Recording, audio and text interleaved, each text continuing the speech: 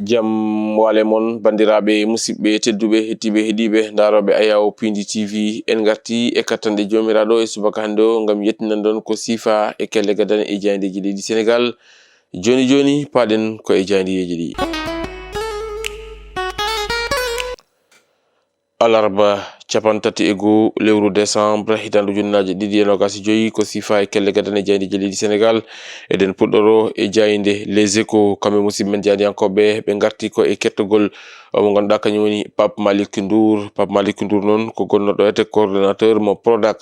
kamɓe musidɓe men jadiyankoɓe ɓe garti e kettogol makko e ñalawma hanki o kanko Pape Malick Ndour e wiide mabɓe o yeddi dendagal tumamuyaji ɗi ganduɗa kay koñum goni pawaɗi e dow makko ɗum ina tawe e jayde nde ganduɗa kay koñum woni jayde wiyetede jayde Les Échos kamɓe musidɓe men jadiyankoɓe ɓe gartine kadi eɗen ɗon caɗele ɗe ganduɗa kay ko tawateɗe toon to Ayaw Guendire leydi Sénégal woni tan toon to RTS on ɗon garmi gara walla ni on ɗon cormami cottumami hakkude gardiɗo la RTS wondude ɓe ganduɗa kañum woni gollotoɓe toon to RTS kamɓe musidɓe men jadiyankoɓe ɓe garti hen e konnguli Pape Alé Niang mo ganduɗa kay suuti ɗum e ñalawma hanki o e wiide jayde Les Échos kono ɗum ko kamɓe musidɓe men jadiyankoɓe ɓe Les Échos ɓe garti e ngal ɗon potital ngal leydi Sénégal waddi hakkude muɗum e leydi Benin ɗum ɗon koko yowiti e ngel ɗon kawguel africain ko wel e hitandu junnaji ɗiɗi e nogas joyi ñalawma hanki o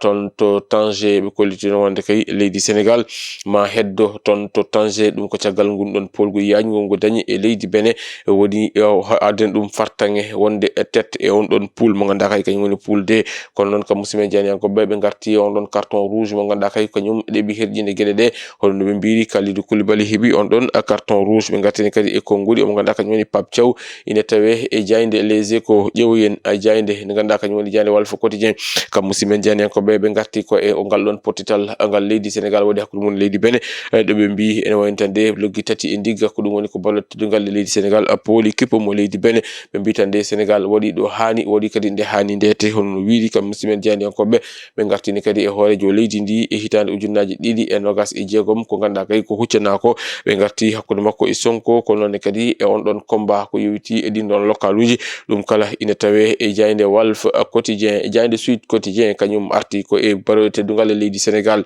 e ngun ɗon polgu yajgu ganduɗa kay Sénégal dañi ɗum e dow leydi Benin ɓe mbitande ko Sénégal fooli Benin loggi tati e ndigga Sénégal dañi fartange yewtude e jaɓal 8e de finale kono de ɓe mbitande ko les Lions no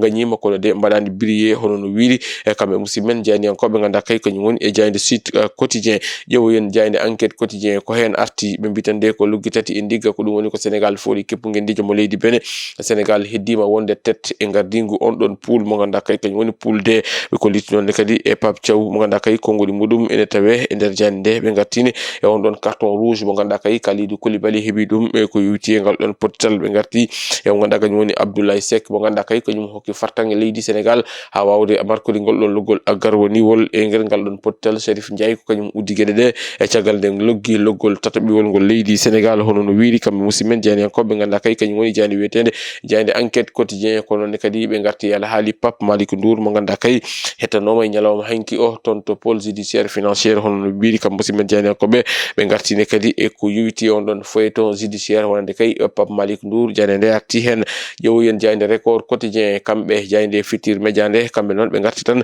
koye ngal ɗon potital ngal leydi Sénégal hakkude muɗum e leydi Benin ɓe mbitande ko loggi tati e ndigga leydi Sénégal ma heddo toon to Tanger ɓe kolli toon wonde kay ɓen ɓe leydi Sénégal jogori huccodirde ine wawi wona leydi Soudan ine wawi wona leydi Burkina Faso ɗum noon fawi tan ko e pottite baloje e ñalawma hande o hono no wiiri kam musidɓe men janiyankoɓe ɓe gartini kadi e konnguli Pape Thiaw ɗo o wi ene woni tan de fandare mabɓe adide ene woni tan de ɓe keeɓi ɗum heddi noon ko yaɓande ko heddi ko ɗum ine tawe e jayde ganduɗa kay kañum woni jayde Record Quotidien e jayde Li Quotidien kañum rutani ko Pape Malick Ndour mo ganduɗa kay kañum woni kettanoɗe e ñalawma hanki o ɓe kollitino wonde kay caggal on ɗon audition mo ganduɗa kay o waɗama ɗum kanko Pape Malick Ndour o wattindima hebde e willitare makko woni tan kanko Pape Malick Ndour ɓe kollitino wonde kay o yeddi dendagal bangal tuma muñaji ganda kay enena fawa e dow makko kanko o Pape Malick Ndour honon wiiri kam musidmen jayndiyankoɓe ganda kay kañum woni jayde li quotidien kono noon kadi ɓe garti ngal ɗon potital ngal ganda kay leydi Sénégal waɗi ɗum hakkude muɗum e leydi Benin ɓe mbita nde ko luggi tati e ndigga woni ko Sénégal fooli on ɗon kippo mo leydi Benin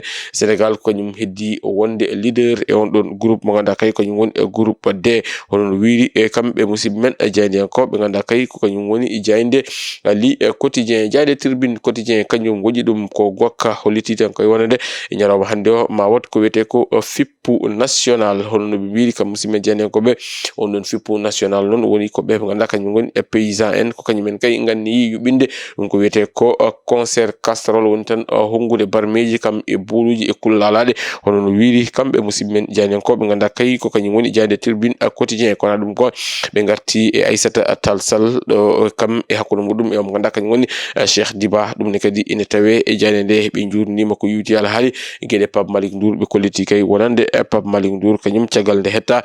gasni hokki heeɓi ko wiyete ko liberté woni tan heeɓi nden ɗon wellitare e muɗum hono no wiiri kamɓe musidɓe jayndiyankoɓe ko goɗi ceerno Alassane Sall ine tawe e jayde ganda kay ko kañum woni e jayde wiyetede e jayde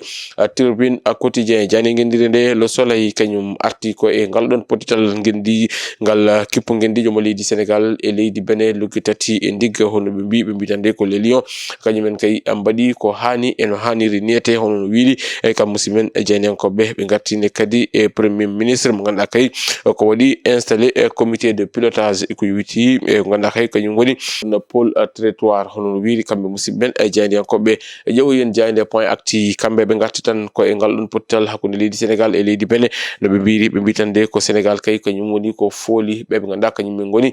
kippo mo leydi Benin luggi tati e ndigga ɓe gartine kadi e Tanzanie mo ganduɗa kay waɗi qualifié ɓe kolti noon Tanzanie ene jogori hoccodirde e ɓe ganduɗa kañum woni leydi Tunisie Tanzanie mo ganduɗa kay heeɓi fartange e dañde ko wiyete ko meilleur troisiéme jayde l'observateur kañum nene ko hen arti ɓe mbitande ko Sénégal kañum kay woni ko waɗi qualifié e 8e de finale o kono de capitaine kippo gendijo mo leydi Sénégal Kalidou Koulibaly e yi boɗowal e ngal ɗon potital ɓe mbi ko Sénégal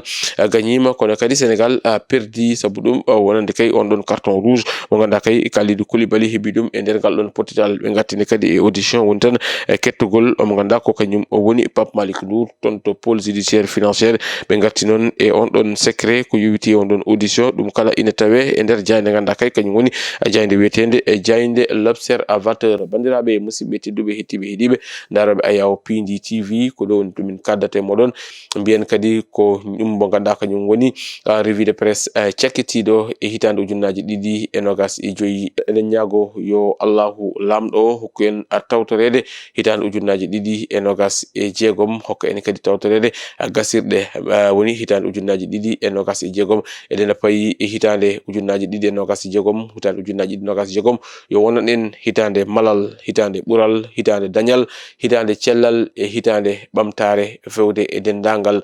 bandiraɓe musidɓe tedduɓe dendagal Sénégal dendagal aduna o kala dendagal julɓe kala dendagal moni kala kala eɗen ñagono ɗum nde Allah waɗata ɗum jaam e moƴƴere e kisal ko noonne kadi jettor keeriɗo faade e ɓen ɓe ganduɗa kañumen goni wattuɓe hakkillaji mumen e Ayaw Pindi TV e jetti dendagal wattuɓe hakkillaji mumen e Ayaw Pindi TV ha tengti nonne kadi e wattuɓe hakkillaji mumen e oɗo rendez-vous quotidien mo ganduɗa kañum woni revue de titre subaka Allah kala min jooɗo ɗo min jettinan on ko sifa e kele gadan e jayndeji leydi Sénégal jabboɗon ɗum no hannirta niyete wadde noon en jetti moni kala en eɗen ñagono moni kala hitande jaam e kisal e cellal hitande malal hitande daɗal hitande ganduɗa kañum woni udditare e yajande e hitande ganduɗa hoorema ko hitande réussite totale e nder domaine aji ɗi kala ko ɗo woni ɗomin kaddata e moɗon ha hitande fande soko Allahu lamɗo o jaaɓi Allah jarama on jarama min mbiya on bonne et heureuse année